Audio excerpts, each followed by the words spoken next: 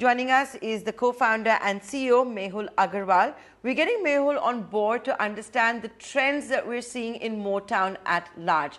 Mehul, good afternoon. You know, when it comes to auto companies right now, one of the biggest problems they're facing, and it's not just in India, but worldwide, that massive chip shortage.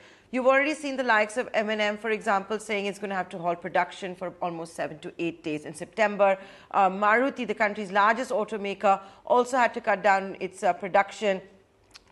What has been the impact of that in the consumer internet company like yours? How is it impacting searches? How is it impacting consumer behavior? Yeah. See, I think used cars already have been seeing very heavy tailwind, right, for last few years, especially because car ownership in India has been so low.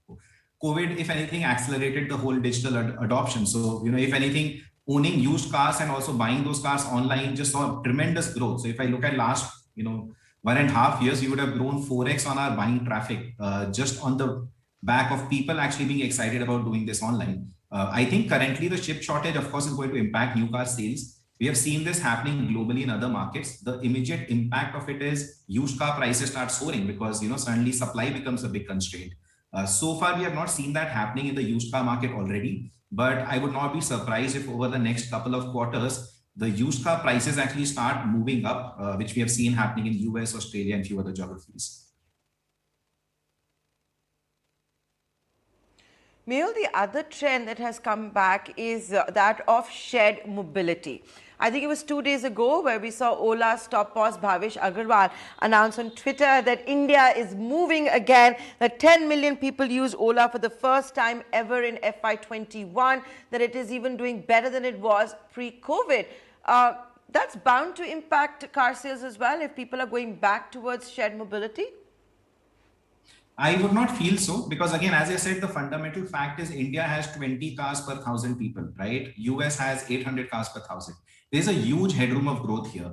I think there are different people upgrading in different segments, but clearly people want to avoid mass public transportation. That was the biggest reason why we saw people going for individual mobility, or maybe at some level people opting for shared mobility over, few people is still better than mass public transportation that they otherwise would have used. So I think primarily from a used car perspective, we are continuing to see the growth. Every month on month, we have been seeing that growth. We have doubled our volumes in the last 12 months. I don't see any reason why that trend will see any change happening anytime soon. Okay, so you don't see the demand going anywhere despite the comeback of the Olas and the Ubers, 20 cars per 1,000 Indians at the moment. But Mehul, allow me to juxtapose all of this together along with the trend of the job market making a strong comeback. Today you had Naukri.com, for example, saying that the job market is back at pre-COVID levels of 2019. You've had global consultancy firm Aon talk about higher salary increments. At the same time, you do have a chip shortage and the used car market doing really well. So if I were to ask you geographically, when we look at all of this, is there a case that maybe you're selling more in the non-metros as people are working from home, they've gone back to their cities, and that's just the way the job market is also panning out? Yeah, no, I think on that front, actually, you are right. I wouldn't say metros are not growing fast. I think they're growing fairly fast, but it's quite surprising to see significant demand uptake happening from tier 2 and tier 3 cities.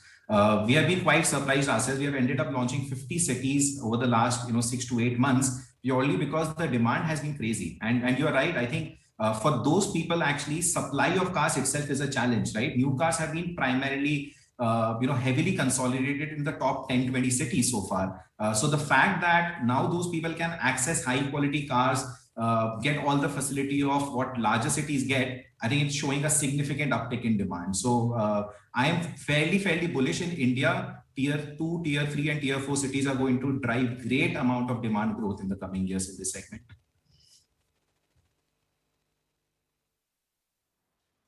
Right. Mehul, hi, Aisha as well joining in. Just wanted to understand how is the situation globally, given that you're a new entrant in the UAE market as well.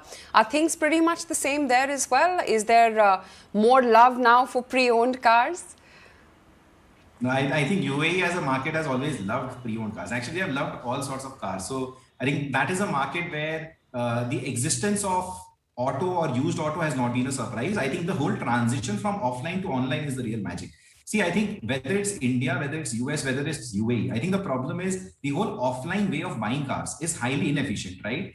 People want assortment. Like you want to say, I want a 2012 Maruti Desire, red color, VDI, 30,000 kilometer driven, etc. You can't today express it because when you go to a shop, you see like 20 cars or 50 cars.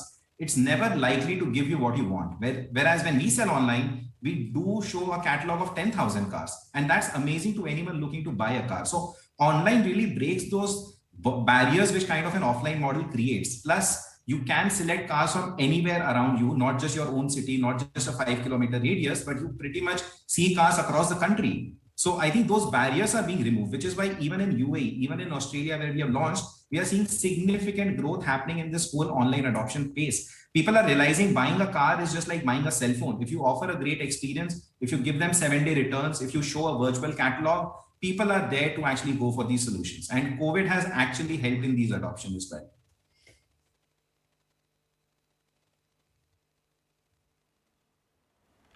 Right.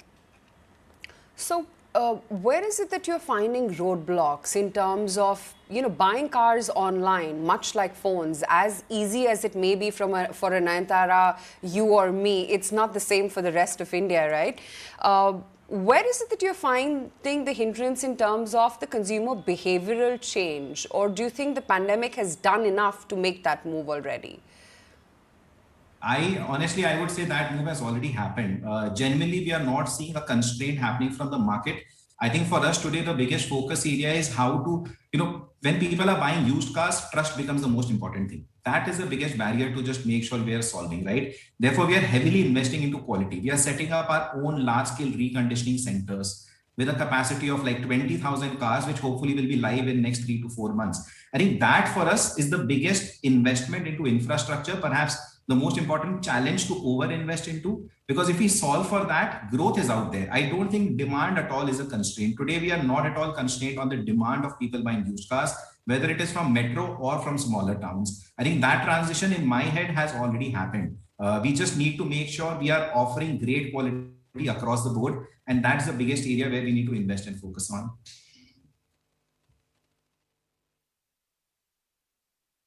Mehul, great to have you on the show and get in all the insight on whether or not India is loving more of pre-owned cars or not. Good to speak with you. My pleasure. Thank you.